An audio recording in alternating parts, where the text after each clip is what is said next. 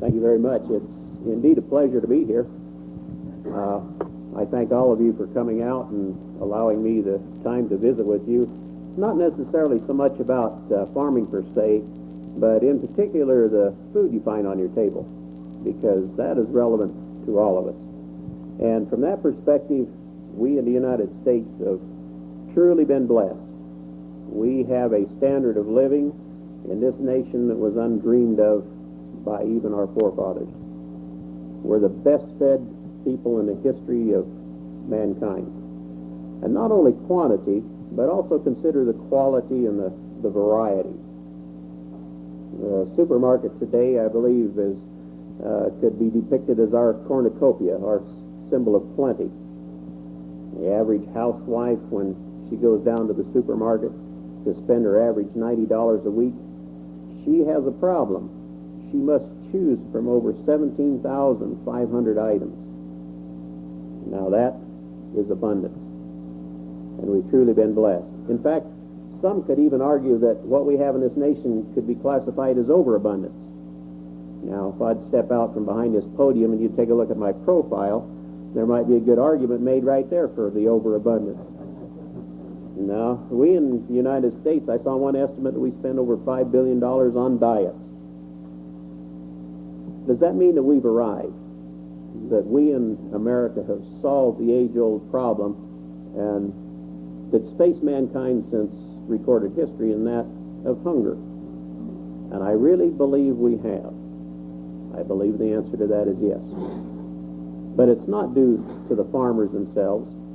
They're dedicated, and we have a good climate for a multiple variety of crops. But I believe the reason we solved the problem is due to our system. And keep in mind, the farmers are only one part of this system. In fact, of the dollar you spend on food, only 30% of that goes to farming. The rest of it goes to the other steps in the system, the distribution, the sales, the packaging, and so on. So you must keep that in mind. But our system, as we call it, it's sometimes defined as a free enterprise system. But the foundation of that system is that we are able, as individuals, to keep the rewards of our efforts. And there are a couple other implied aspects of that system. One is that each of us individually is responsible for ourselves and for our families. And also another leg of that is we are accountable to God for our efforts. Now that is the system that has brought about the blessing that we have in the United States today. That's our heritage. But, and I'm sure you're all aware of the headlines and all the trauma that's gone on within agriculture for the last few years. I have headlines here. Ag Report predicts loss of farms, small towns. Banker says 40% of farmers may fail in the next few years. Here's even the lead article in the American Legion magazine for June of this year was on the farm crisis. And I'm sure you're all aware that there's trauma in agriculture. But I'm not here this evening to tell you how bad it is. I'm not here with my handout. But what I want to do this evening is explain to you what the situation is and give you a simple solution to the problem. Now, I'll repeat this again later. What I'm talking about is a simple solution. I'm not talking about an easy solution. But it is simple and it's a necessity. With regard to agriculture, you must keep in mind it is no different than any other business. In order for a farmer to exist, he must make a profit. And that is a reason that we have had, or one of the primary reasons we've had the problems within agriculture. The profit was not there. But what is the cause? In order to come up with a solution, you must determine what the cause is. And when you start analyzing it and digging into it, there is one and only one cause for the problems, the trauma that's gone on throughout agriculture, and that is government intervention. That is it. Now, when you talk about government intervention and agriculture in the same sentence, everybody thinks of the programs, and that is true. The programs are partially responsible. But there are other ways the government has intervened that has caused problems in agriculture. One of them is our foreign policy. Another one, and a primary one, is the manipulation of our currency. Now, with that in mind, I want to give you a few examples of specific examples of government intervention. The first one I have here, it's out of the Omaha World Herald, which I believe is probably the most conservative paper there is, and in my opinion, it's very liberal. But nevertheless, this is a conservative editorial.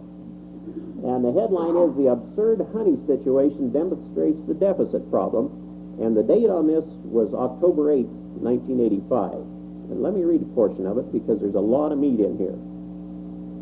And I quote, "While the government is buying and storing about 3/4 of the nation's honey output, an estimated 110 million pounds, Americans are importing honey, an estimated 110 million pounds.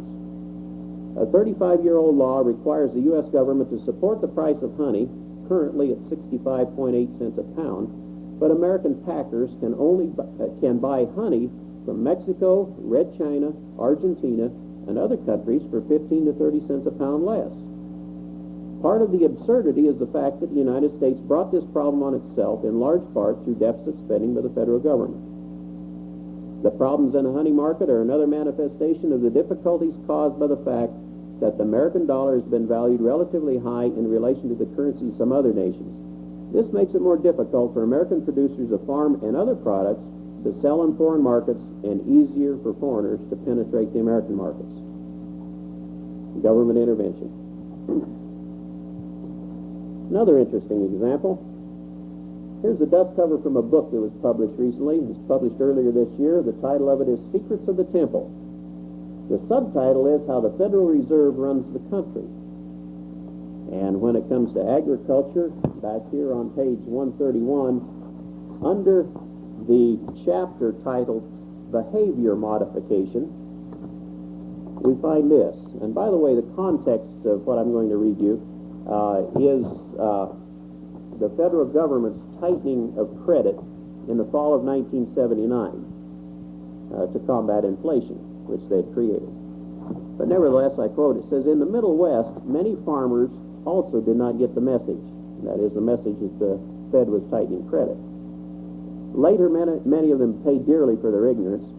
Farmers could hardly be faulted for not instantly grasping the significance of the Federal Reserve's actions. Many of the farm economists who advised them did not understand early either. One expert stated, 'I don't think anyone in the agriculture sector was aware of the impact of that move.' They go on a little further and they also say this was true with the small-town bankers and the nation's savings and loans, which are still going down the tube yet today." Now that's government intervention. Another example, and this is with regard to foreign policy. Here's a headline. This is from the New York Times, and it is dated February 1st, 1982. And the headline reads, "U.S. will repay $71 million due on Poland's debt." What are we repaying a debt to Poland in? Well, it goes on down here a little bit further, and it said this is just part of $1.6 billion in loans to Poland that the Agriculture Department either made or guaranteed to finance grain exports from this country. You see, our Department of Agriculture, basically the Commodity Credit Corporation, co-signed for Poland. Well, they co-signed for you. You were the co-signing. You paid it. But nevertheless, they got burned, so you would assume that they would learn from that. And yet here's a news release from the United States Department of Agriculture just about 1 year later. This is May of 1983. And listen closely. It says the United States Department of Agriculture's Commodity Credit Corporation, that was the part within the Department of Agriculture that co-signed for us, has donated 3,969,000 pounds of dairy products to the World Vision Relief Organization for distribution to needy persons in Poland, according to Richard E. Lang, Deputy Secretary of Agriculture. Well, they found out they couldn't pay for it, so they just gave it to them. They donated it. And evidently Mr. Lang was doing a good enough job. He is today Secretary of Agriculture. But it goes on. The dairy products include non-fat dry milk, cheddar cheese, and butter. The products will be given to some 200,000 elderly persons who lack pensions, the ill and disabled who lack access to social services. Now, this is in Poland. And to those people experiencing severe food shortages due to living standards below acceptable norms. This is the 9th program under recent legislation which amended Section 416 of the Agriculture Act of 1949 to allow the Commodity Credit Corporation to donate its surplus dairy products to needy people overseas. This brings total value of food assistance to Poland under PL 480 Title II Food Assistance Program in fiscal year 1983 to an estimated $51.2 million. You see, one of the reasons we have problems here in agriculture is because we farmers in the United States have to pay taxes to take care of Poland's welfare program, along with you other people. Now, that hardly seems fair to me. Another example. Here's a dust cover from a book titled Tax Target Washington by Gary Allen. This came out a few years ago, but I think it'll give you a good understanding of what taxes do with regard to food. Did you know, for example, that the price of a loaf of bread contains 151 separate hidden indirect taxes? When you buy bread, you're paying part of the combined taxes of the farmer, the miller, the trucker, the baker, and the supermarket. Obviously, these people all have to recover the taxes they must pay, and they do so in the prices they charge for their goods and services. If they could not pass these costs on to you, they'd sooner or later go out of business. There are 100 taxes on an egg, 87 taxes on a quart of milk. To look at it another way, if it were not for these direct and indirect taxes, the oil companies could sell us gasoline at just over 20 cents a gallon and still make a profit. And the farmers could still make a profit too. That's the problem. Government intervention. Now, by the way, did you notice the examples that I gave you? They were all dated. I chose them specifically because they were either prior to or the policies that resulted in them had been implemented prior to the election of Ronald Reagan.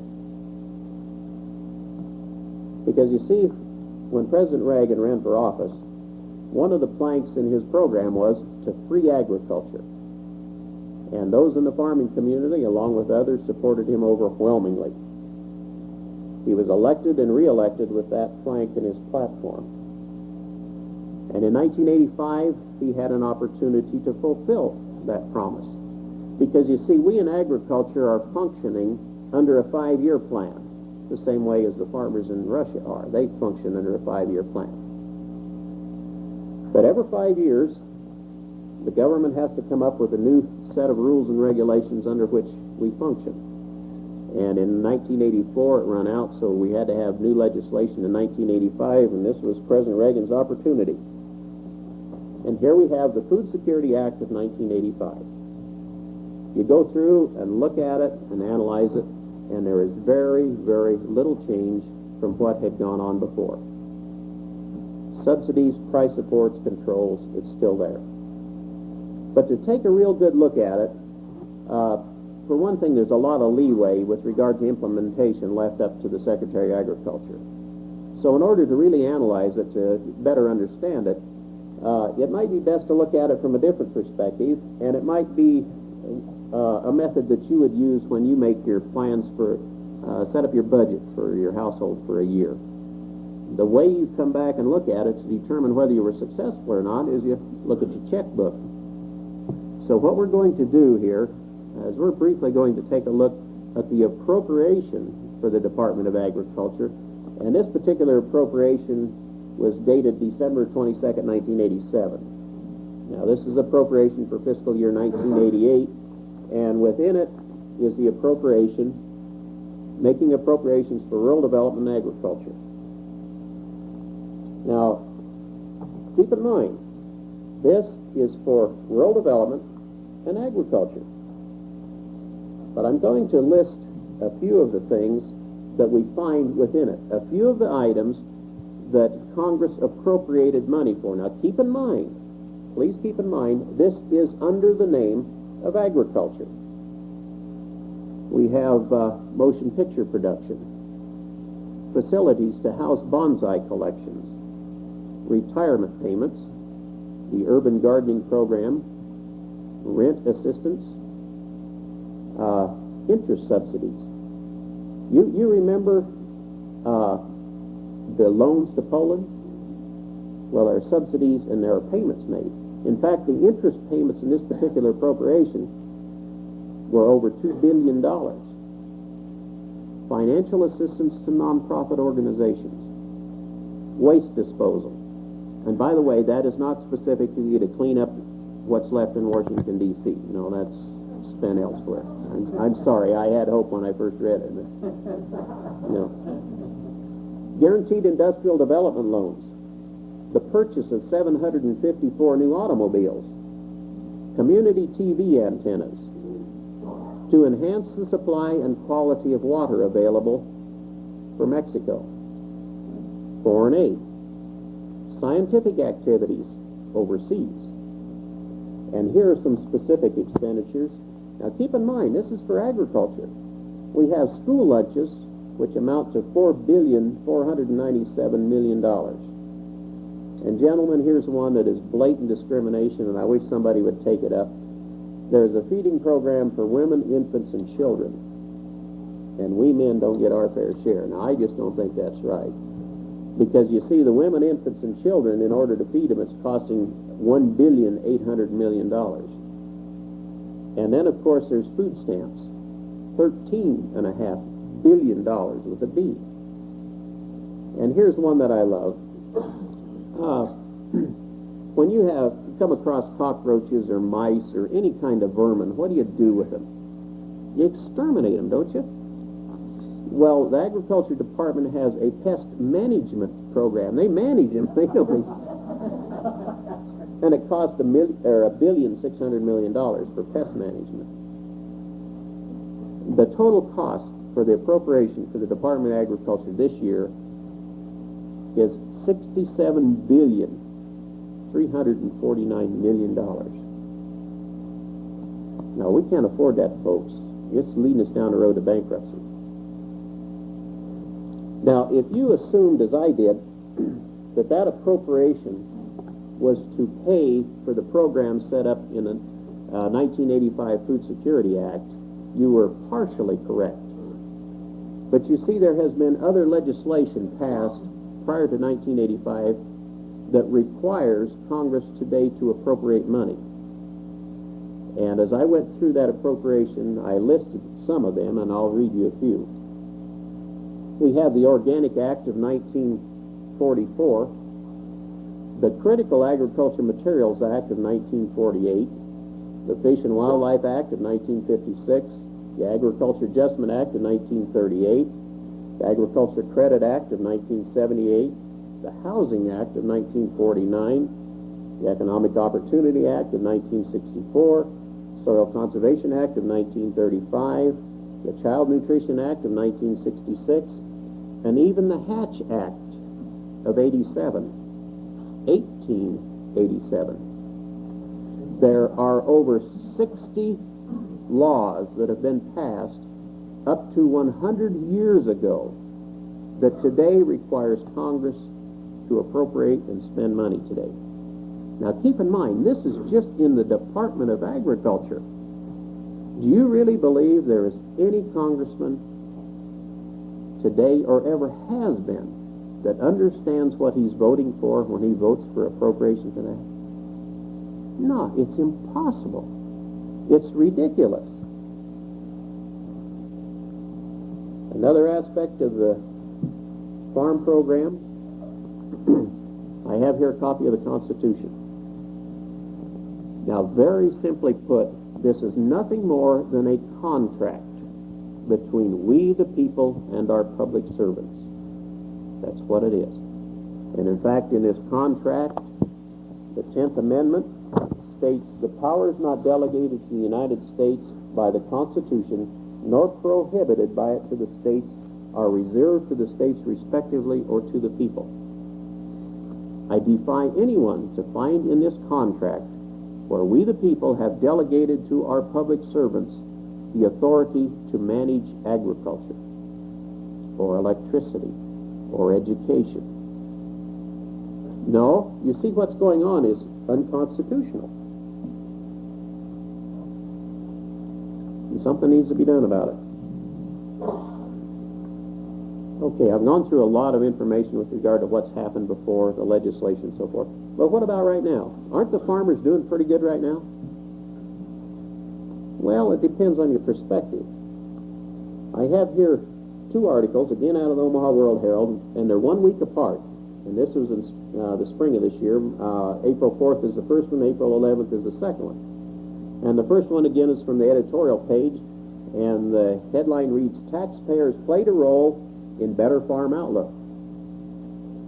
And it goes on, it mentions the net farm and ranch income in Nebraska was up 28.6% in 1986. And they also state that part of this was due to better livestock prices, which is true, but it also mentions the direct government payments had something to do with it. In fact, these direct government payments in the state of Nebraska amounted to, for every farm and ranch in the state of Nebraska, averaged out to $23,200. Oh, we farmers are doing better. That is, if you're nuzzled up to the trough in the farm program. But then they aren't altogether happy. This next article I mentioned says conservation rules irk Midlands farmers.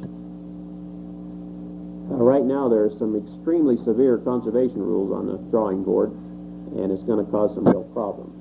But nevertheless, here's a farmer by the name of Jim Holscher from Rogers, Nebraska, and he makes a statement. He says, how can they, that is the Department of Agriculture, how can they tell me what to do with my land?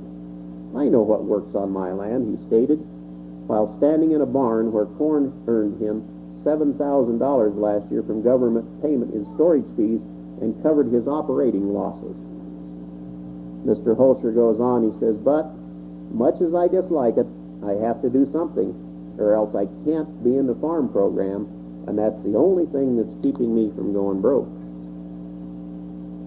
You see, what's happened in the last few years is agriculture has been collectivized at an ever-increasing rate. Recently, I saw a prominent game show host on TV. He was bantering with another guy, and he mentioned he just got back from Russia. And he's talking about how bad it was. But he said, you must understand, over there, people are not paid for their production or their service. Their income comes for other reasons. It comes from obeying, from obedience. And he says, therefore, their standard of living is very bad. Do you realize that the farmers in the United States today are not being provided, are not being paid? Their income is not in direct relation to their production or their services. Now consider what our standard of living is going to be. You see, we're being collectivized. Okay, so where are we headed? What direction are we going in agriculture? I have a couple or three items here I think you'd be interested in. This first one now, this is the cover of a study titled New Realities Toward a Program of Effective Competition, and it's put out by the National Commission on Agriculture Trade and Export Policy. Now, this was something like 6 to 7 years in the making, and you take a look at the people that had input into this, and this is who's who in agriculture, not only with regard to farming, with regard to agriculture organizations, but also on the university level and so forth. And it is the final report to the President, to Congress, and it came out in July of 1986. And the reason I only have this cover is because the study itself was 800 pages thick. But listen to the summary. Here's their conclusions. It says, international cooperation is urgently required to 1. Stem the tide of protectionist sentiment at home. 2. Bring about open markets. 3. Limit import restrictions. And finally, improve GATT. Now, GATT is G-A-T-T, and it stands for the General Agreement on Tariffs and Trade, but it says improve GATT processes, procedures to provide for stricter discipline and enforcement. Now, you must realize that GATT, this General Agreement on Tariff and Trade, is basically an organization made up of over 90 nations in the world. Here you have an international force, and they're talking about we need to improve and provide for discipline in enforcement of their rules and regulations. Now, in order to bring that about some way, you have to have some type of international enforcement. And ultimately, you're talking about some type of international military. That's the only way, that's where force comes from. To go on further, it says, GATT must be substantially reformed to provide for a clarification of GATT rules, expeditious response to violation of such rules, and stricter enforceability of GATT findings. Well, we'll come back to that again in a minute. But file GATT away because it's going to be very critical in the future. Okay, another major effort recently, in fact, President Reagan signed it, the legislation, I believe, about 2 weeks ago. And this is the free trade agreement between the United States and Canada. And here's a summary of this agreement. And I want to bring 3 or 4 things to your attention. Now, keep in mind, this is supposedly to basically eliminate the borders between the United States and Canada when it comes to trade. But I want to bring out a few specific things and see if you think that's what's going to happen. This first one comes under the chapter dealing with agriculture and the subheading of tariffs. And it states, all agriculture tariffs between the United States and Canada will be eliminated within 10 years, thereby facilitating trade and leading to higher efficiency. And they all bowed down and said amen.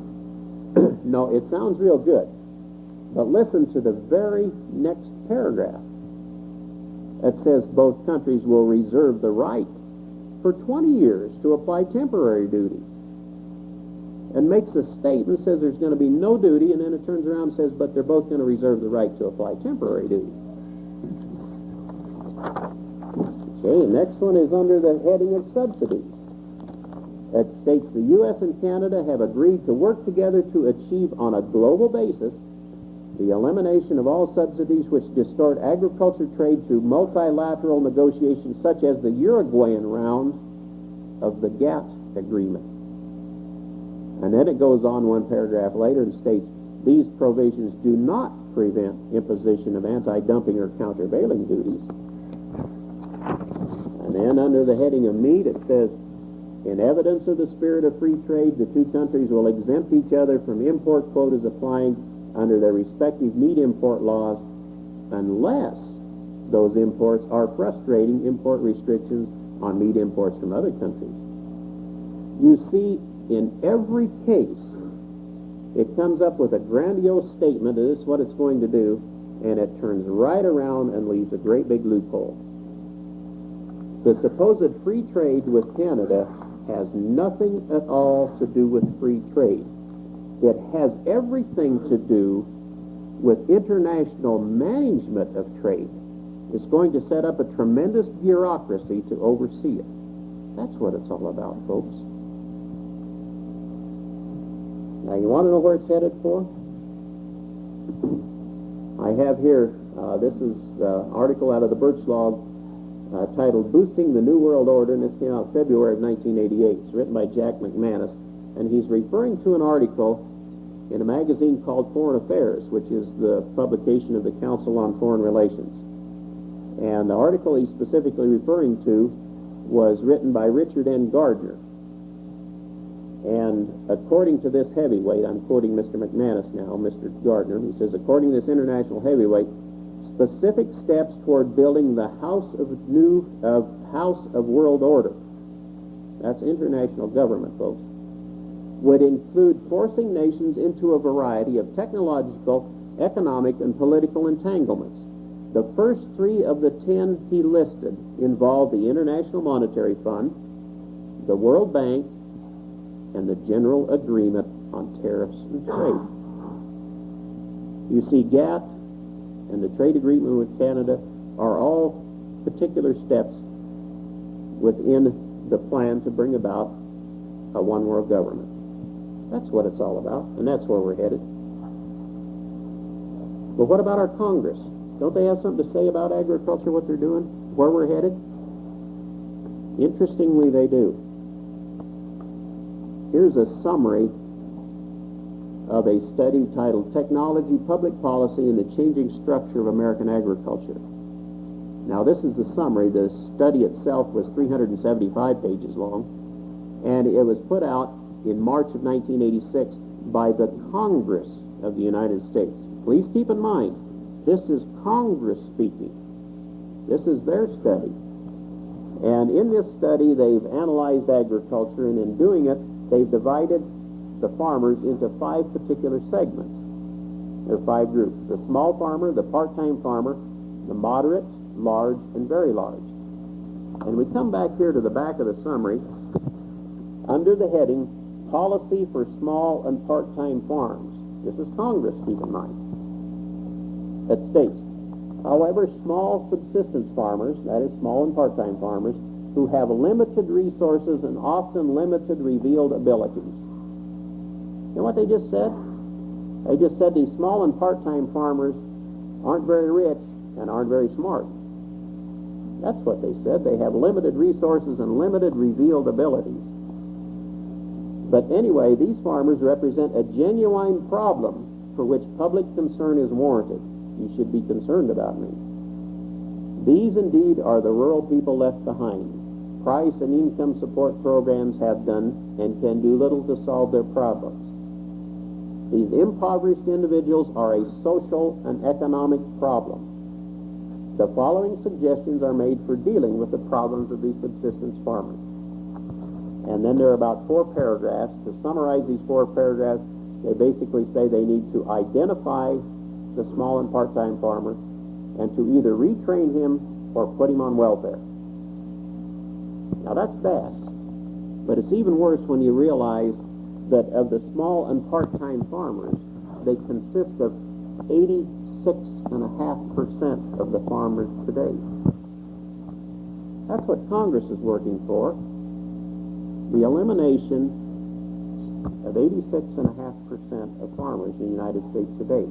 You see, when they only have 14.5% left, they'll be a lot easier to control. That's what it's all about.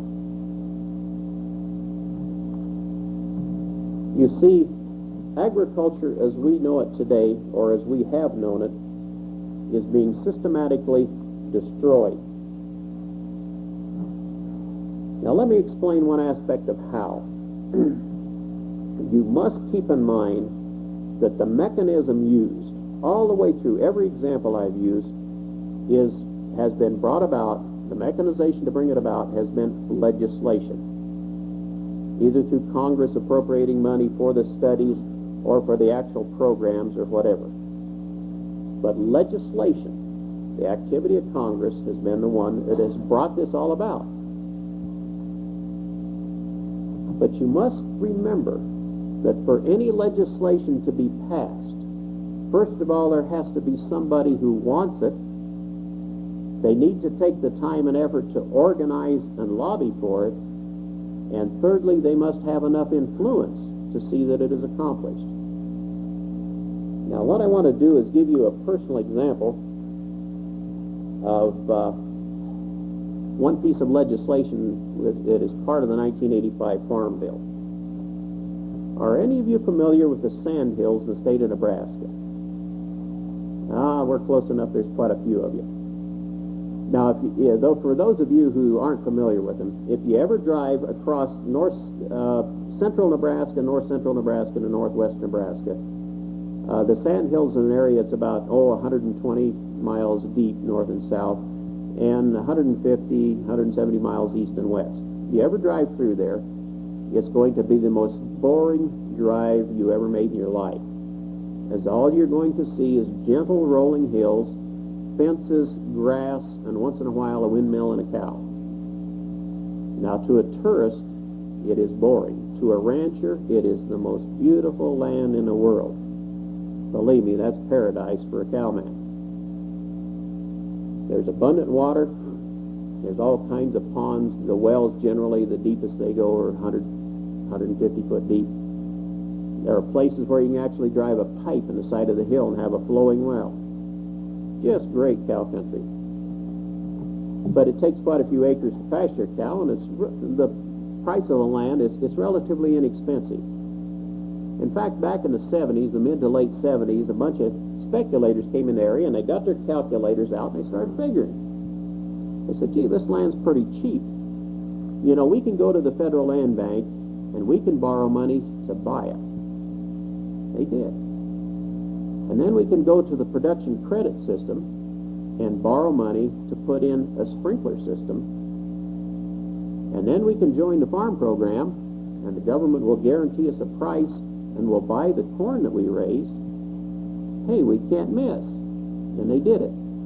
There were thousands and thousands of acres broke. But you see, they miscalculated. Now, if they'd talked to the local banker, he wouldn't have loaned them the money because he knew better.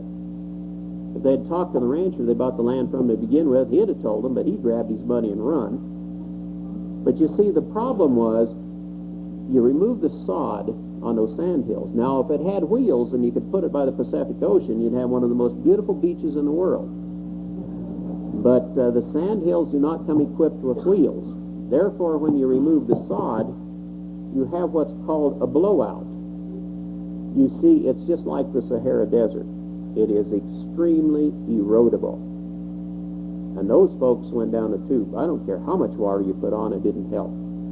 And they basically went broke. Now, what happened? Did those farmers all line up and run to Washington, D.C. and lobby and say, hey, Uncle, do something to us, we made a mistake? I never heard of a one. But interestingly, here's what happened. Now, let me read a little bit of a portion, and this is from a book that was published in 1977. And in this book, under the chapter titled Food and Agriculture, it makes this statement. It says, two policies are needed. One to reduce erosion, and one to divert development away from agriculture lands. A number of excellent anti-erosion programs were instituted as a reaction to the Dust Bowl problems of the 1930s, and then languished during the surplus production years of the 1960s. A review of the old soil conservation programs should be undertaken, and the lessons learned from their successes and failures, and use this to design a new set of programs. And do you realize that's exactly what happened? Somebody evidently read this, went down to the archives, dusted off the old soil bank program of the 1950s, had it rewritten, put in the 1985 Food Security Act, and they called it the Conservation Reserve Program. And you see, all of those sand hills and a lot of other land throughout the United States, it was highly erodible. The farmers now can put it in the Conservation Reserve Program. That sand hill land, after it had been broken and the farmers give up on it, you could buy it for $10 an acre. The average, now this is a cost to you folks, the average cost today for those who are putting in the soil bank program in that area is $50 an acre for 10 years. You folks are being stuck $500 an acre for $10 land, and you ain't even getting title to it. Hardly seems fair. It's going to cost you $85 billion where that program's over. Who is responsible? Somebody wanted that legislation passed. Somebody took the time and effort to organize and see that it was done. And it wasn't those farmers. Here's what it was. This book is titled The Unfinished Agenda, a Citizen's Policy Guide to Environmental Issues. This is a task force report sponsored by the Rockefeller Brothers Fund, in conjunction with the Friends of the Earth, Zero Population Growth, National Wildlife Federation, the Nature Conservancy, the Environmental Defense Fund, Sierra Club, and others. Those are the folks that had that passed. They're the ones that have the political clout to direct our agriculture program today. We got problems, folks. One other thing I think we should mention before we get away from the programs, there's another aspect of it. The Republicans basically figure what we need to do is to expand our market, and that way we'll help the farmers. And part of the 1985 Farm Bill included a program called the Export Enhancement Program. Very simply put, is nothing more than a Kmart blue light special. That's all it is. It's a cut. They discount the grain that they have stored and sell it to other nations. This program so far, since 1985, they have sold $5.4 billion worth of the stored grain that we have. It has cost the taxpayers in direct subsidies in this program $2.9 billion. And the primary beneficiaries of this program is the Soviet Union and Red China. Here it is, just subsidies here for this. To give it away is costing $2.9 billion.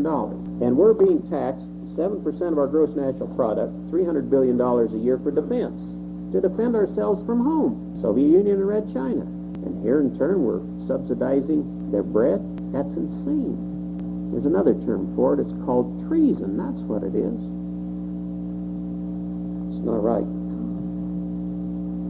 You see, what's happening is there is a major change taking place in our system. The system that has brought about the abundance that we've inherited is being changed, and changed radically. From an independent nation, we're becoming a dependent nation. From a free people, we're becoming a controlled people. Slaves, if you please. But as I mentioned, this has been done through the legislative process. Somebody wants it done. Why would anybody want to change our system? Well, if you sit back and do any analyzing and reading their material and what they're promoting, they basically have a different perspective than most patriotic Americans. They're not concerned per se about the United States. You see, they feel they're a little bit superior to that. They have a worldview.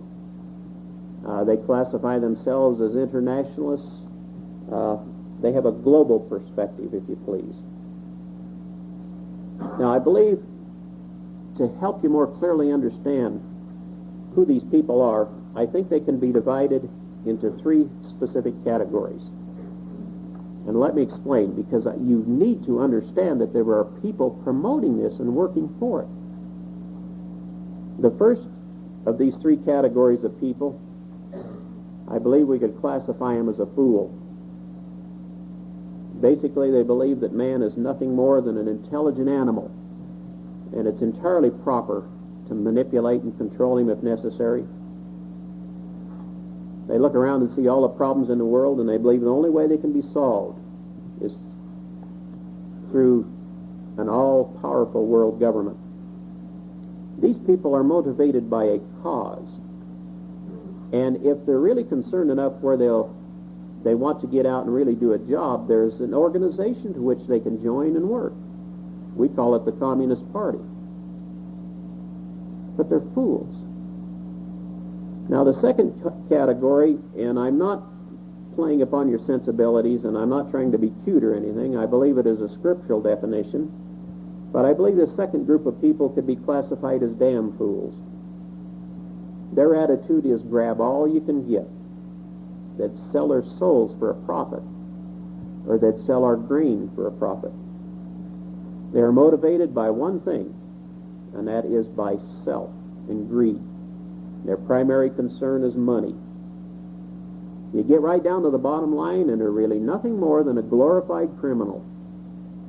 And if they really want to organize, there's criminal organization. We call it the mafia, if they want to get in and work to that end. And then we have the third group, the conspirators. These people are concerned about one thing also, and that is success. They're concerned primarily with climbing the ladder of success. And by the way, when you see one, you'll never find dirt under his fingernails.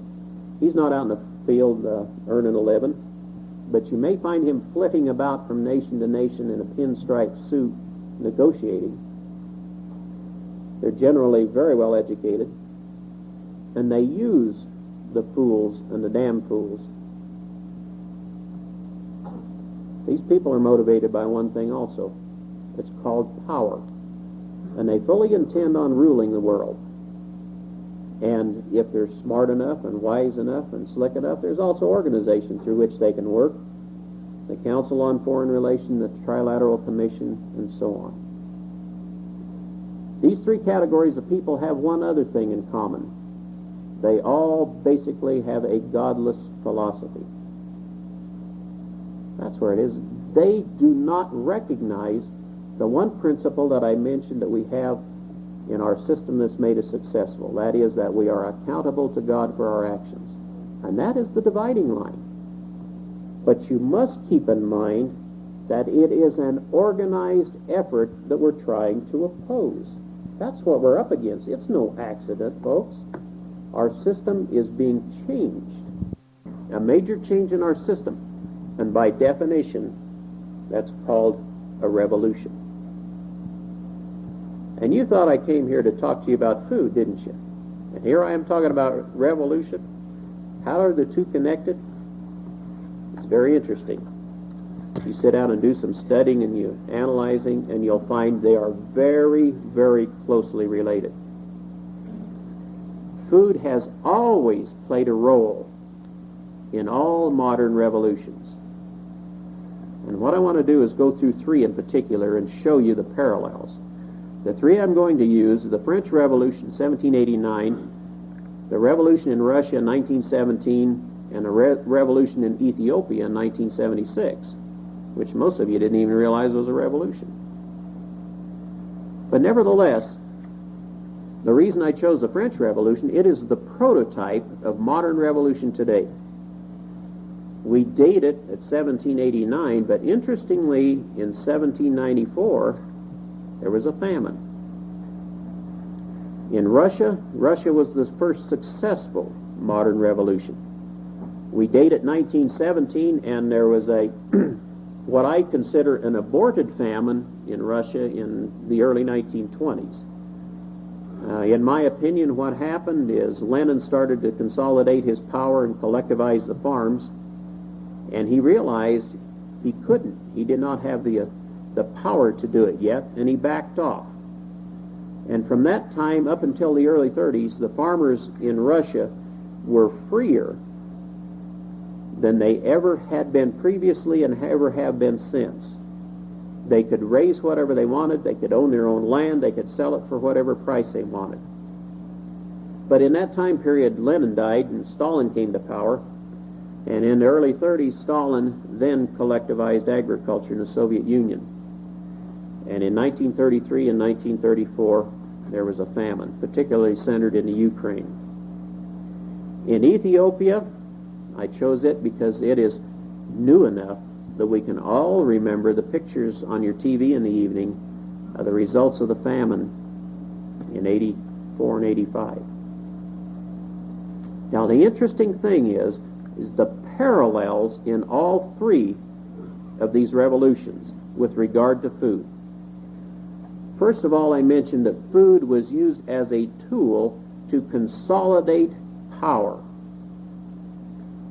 And the result of this, the famine, was felt after the revolution. Keep in mind, the famine did not start the revolution. It was not a cause. It was a result of those who had gained power in consolidating their power. The second one, the first step in each of these was the disruption of the food supply from the fields to the consumer.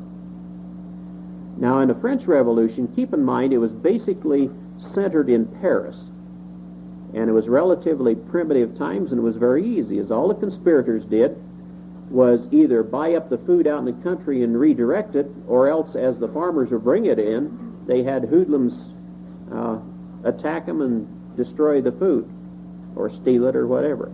So it's a very simple operation.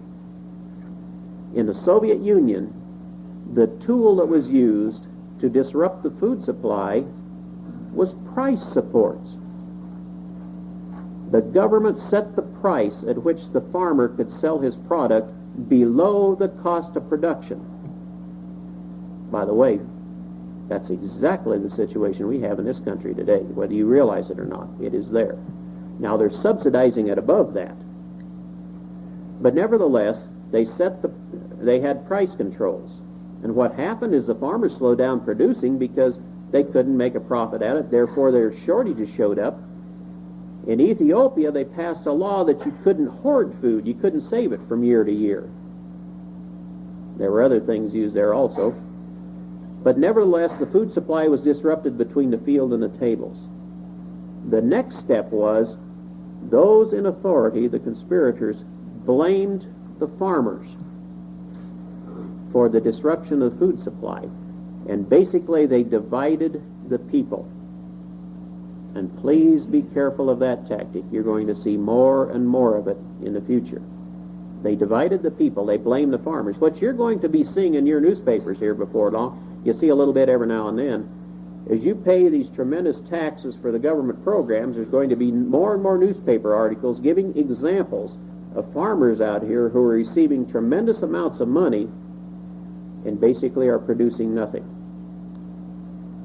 They divided the people. And then production ceased and starvation set in. But there was one other very critical parallel all through all three of these. There was no reason in any of the three cases, in France, the Soviet Union, or Ethiopia, for one single person to starve to death. In France, in Paris in particular, when the people were starving in the streets and there were thousands starved, the conspirators and their lackeys were having multiple course meals in the restaurants. The food was there. It may not have been as plentiful, but it was still there. In the Ukraine at the time, millions were starving. The Soviet Union was exporting butter. They also negotiated an international agreement to double their exports of wheat. And the farms that they had collectivized, the granaries were full. In Ethiopia, we sent millions of tons of grain over there, and it rotted on the docks. You see, the distribution system was upset. And by the way, another thing to keep in mind, the more complicated a distribution system, the easier it is to disrupt. And then take a look at our system and see how complicated it is. Do you realize in the supermarket today, there is a 3-day supply, between 2 and 3-day supply, of dairy products, meat, and vegetables. And in 5 days, unless it is resupplied, there won't even be paper towels and toilet paper.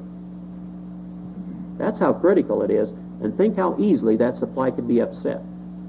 If there's any type of panic, you're talking about a time period as short as hours, and there will be nothing available. And then where are you going to get it? That's what I'm talking about. You see, the control of food is used as a tool to consolidate power. And it does not mean that the food is not going to be produced. It may not be distributed. In France, there were thousands starved. In Ethiopia, they're still counting. They feel the numbers will be somewhere between 2 and 8 million. In the Soviet Union, the Ukraine in particular, which is the closest parallel to our nation, there were 14.5 million starved to death. Do you realize in a situation like that, who dies first? It's always the men. It's because they give up when they see what's happening to their wives and children. But folks, that's what's facing us, unless there is a change. Now let me summarize. With our present agriculture situation, it is leading us to bankruptcy. It's ridiculous. It is unconstitutional. It is destructive of our way of life. It is planned. It is treasonous. And famine is a possibility. Now, if I'd stop right there, you folks ought to kick my fanny all the way back to Nebraska, because believe me, that's a heavy load to lay on you. But you need to understand where we're at. But as I mentioned, I want to offer you a very simple solution. Now, keep in mind, I said simple. Now, the first intervention of government into agriculture in this country was back in the 30s. Do any of you recall the reason government passed the first farm legislation in this country? And by the way, it is the very same reason that was used when they passed the 1985 Food Security Act. Any of you recall? Why did we get it? Remove food from the food chain. To limit the farmer's production so that it brings the prices up, so the farmers would have a livable income. Yeah, you're right. It wasn't stated quite that way. Basically, it's because we had a tremendous surplus. But you're correct. It was because we had surpluses in this country. That's what the farm program was for. To correct these huge surpluses, the overproductivity of the American farmer. Okay, that's the premise from which government intervened in agriculture. That's the premise from which they are trying to solve it today. The Democrats, basically their attitude is the proper way to do it, and this is a generalization, is to limit production, basically production allotments. The Republicans take the attitude, if we can just find more markets, we can work our way out of it. What I want to do with you now is briefly analyze three primary commodities. The three commodities are corn, red meat, and sugar. Now, the reason I'm going through these three is most everyone is familiar with them to some degree. They're primary to our diets, and also they can be produced in every state in the Union. Corn, red meat, and sugar. Okay, with corn, the United States is the largest producer of corn of any nation in the world. And the corn program within the Department of Agriculture is the most expensive program. From 1977 to 1986, for every bushel of corn produced in this country, it cost you taxpayers 34 cents from that corn program. 2 years ago, we were selling corn for anywhere from $1.50 to $1.75. 34 cents of that you paid for in direct taxes. Now, that is just for the program. That has nothing to do with salaries, administrative costs, or anything else. That is direct expense for the production of corn. It amounted to over $52 billion. And keep in mind, the reason for the program to begin with is because we had tremendous surpluses.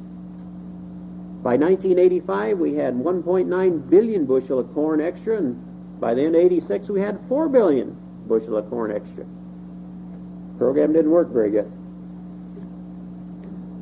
Okay, let's take a look at red meat. And by the way, when I'm talking about red meat, I'm specifically talking about beef and pork. Despite the current ad campaign, pork is not the other white meat. For you housewives, the whiter the pork, the poorer the quality. And I raise pork, but if you folks like it white, we'll continue to sell it and you continue to buy it. But nevertheless, I'm talking about beef and pork. Now, there is no government program regulating or controlling red meat in this nation. But it is very effectively controlled through the futures markets, through the government pricing of feed grains and fodder and so forth, and primarily through imports. From 1975 to 1986, beef cattle numbers in particular, well, all cattle numbers, declined by 26%. From 75 to 86, declined by 26%. Our beef cow herd, now keep in mind there's a dairy herd and a beef cow herd. Our beef cow herd today is smaller than it has been any year since 1959. And in that time period, our population increased over 30%. Now, if you were a good Republican and you wanted to help the farmers out, what we need to do is find a market for our product, for our red meat. Okay, whom would we target? Who's the largest importer of red meat? Let's sell them some. Who's the largest importer of red meat in the world? What nation? Japan? No. Russia? No. United States. Hey, we're the biggest importer of red meat in the world. Yeah.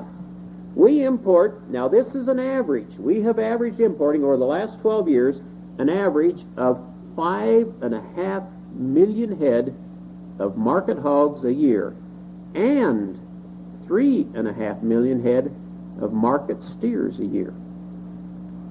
We've imported that much. To give you a better handle on it, just with regard to beef alone, we import the equivalency every year of 30 Big Macs for every man, woman, and child in this country. Now, if Clara Peller were still alive, she'd know where's the beef.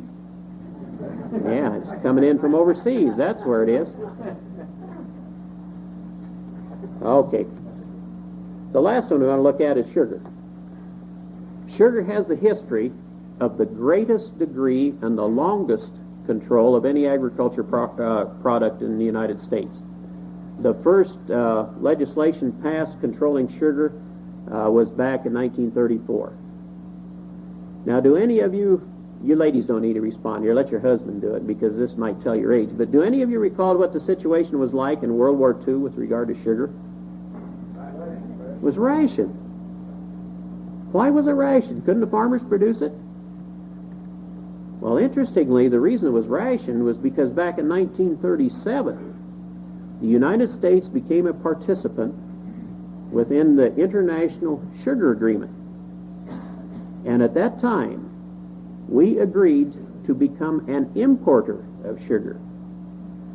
You see, the reason sugar was rationed during World War II is because the farmers were required by law not to produce it. That's why. We were required to import it, and due to the war, the supply lines was disrupted, so it wasn't available. Today, we are required to import 50% of all sugar consumed in the United States. Now, if you think that's bad, there was legislation introduced by the Reagan administration last year. It was euphemistically titled the Sugar Program Improvements Act of 1987. If that legislation would have passed, it would have eliminated the production of sugar in the United States. It would have cost you taxpayers $1 billion to pay us farmers not to produce sugar. But do you know the reasoning behind it? There were two specific reasons why they want to eliminate the production of sugar in the United States. The first one is that today it costs the United States farmer, it costs him 18 cents a pound to produce sugar. And that's an average. And yet we can buy it off the world market for 9 cents a pound. So you see, if they eliminated the American farmer from producing sugar, you consumers would be way better off because you get sugar at half price. Now, the reason we can't produce sugar at 9 cents a pound is because our overhead is too high. Our overhead is too high because of the burden of government we have on our backs. You see, Castro his cost of production isn't very high. He uses slave labor, therefore he can produce sugar a lot cheaper. We can't compete with him. The second reason given was that the government could then in turn use this money to buy the sugar. They could use it as a tool, foreign aid if you please, to strengthen the economies of your small Caribbean nations. Basically it'd be foreign aid. And we would be totally dependent upon other nations. Okay, now let me summarize. We do have a surplus of corn and wheat in this country. And yet, in 1987, on a worldwide basis, the production of feed grains went below the consumption level. It is estimated that in 1988, worldwide, that we will fall short, that is, production will fall short by 100 million metric tons of consumption. Worldwide, there is a 64-day supply of grain stored. We're that far ahead. Now, that surplus? Well, I really don't think so. But let's look at the other part of it. Now, dairy products are another commodity that we do have a surplus of. But yet, we in the United States import approximately 8% of all red meat consumed. We import 50% of our sugar. And by the way, when the drought hit, the federal government doubled the allotments that the import allotments. I assume right now, the figures aren't available, but I assume we're probably importing 75% of our sugar today. We also import 30 million bushel of oats a year. The reason we do that is because the farmers are raising barley, because the subsidy on barley is more than it is on oats.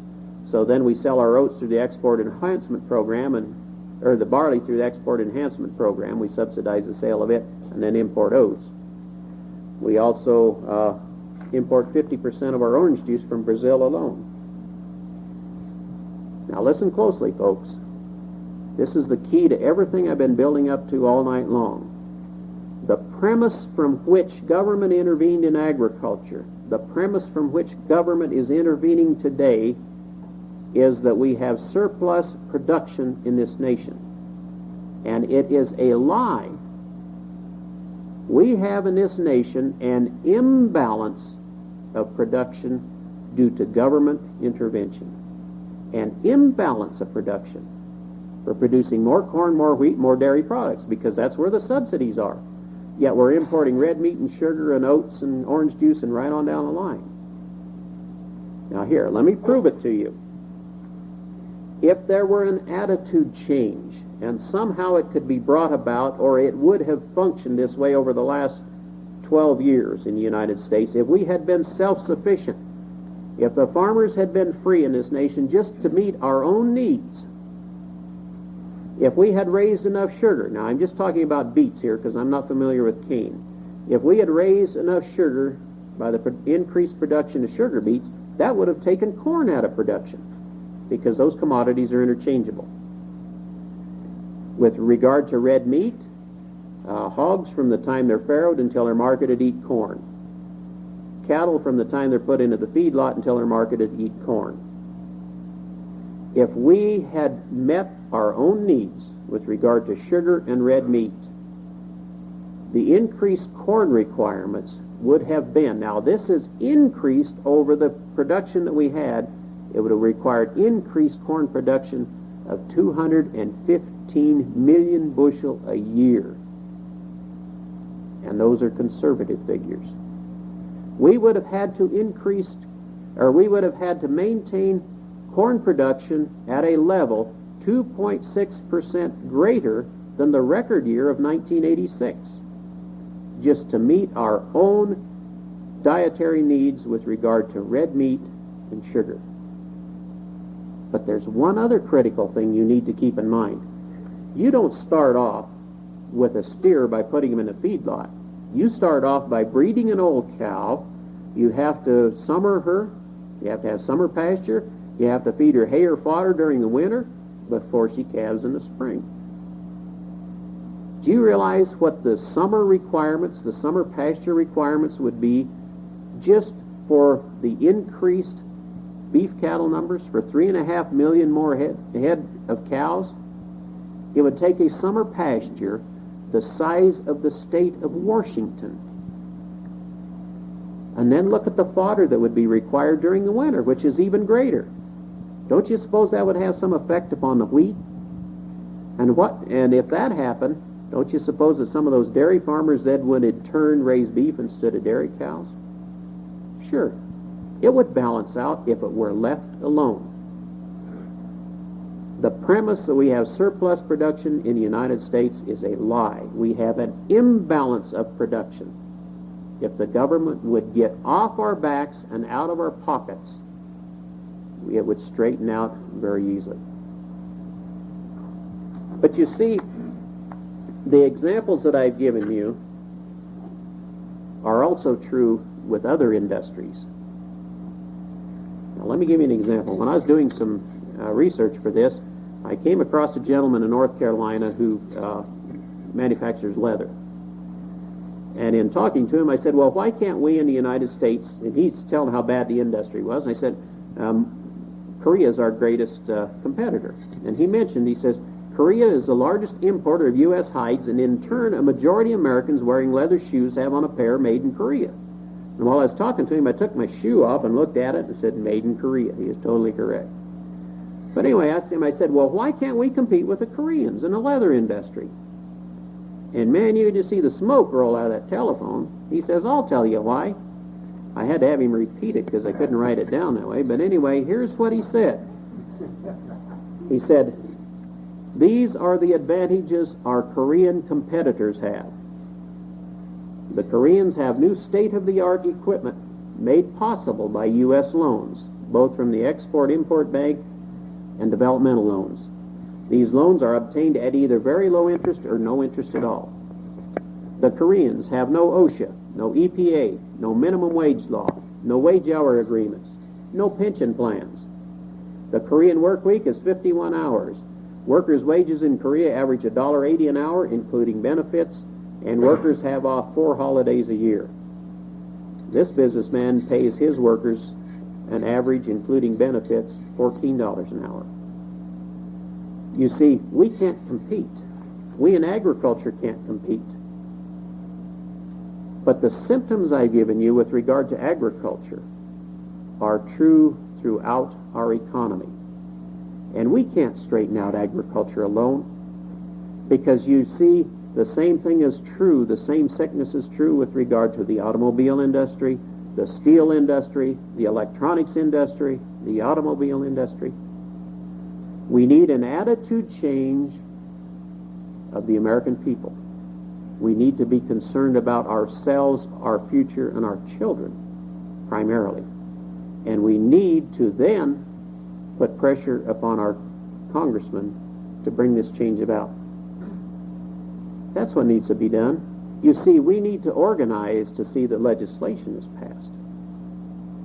Basically, this is not going to happen unless there are 3 steps taken. The first step that is required is one of concern. The American people need to become concerned about the situation we're in and where we're headed.